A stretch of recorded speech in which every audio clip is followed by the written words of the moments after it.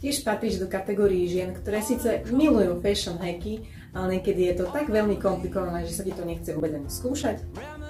Mám pre teba úplne jednoduchý tip na to, ako nosiť takúto oversize blúzku, keď máš, dajme tomu, väčšie brúško, alebo chceš pôsobiť tak akože modernejšie, krajšie, lepšie, upravenejšie, tak sleduj. Stačí ti takto rozopnúť kompík. Jednu časť blúzky si vlastne dáš dovnútra nohavic, druhú časť si dáš takto pod opasok. Tu si vlastne vytvoríš takýto koniec tej blúzočky, ktorý si opäť opticky predĺži postavu, trošku zakamufluje túto oblasť. Zadná časť je taká predĺžená, opäť krásne predĺží líniu.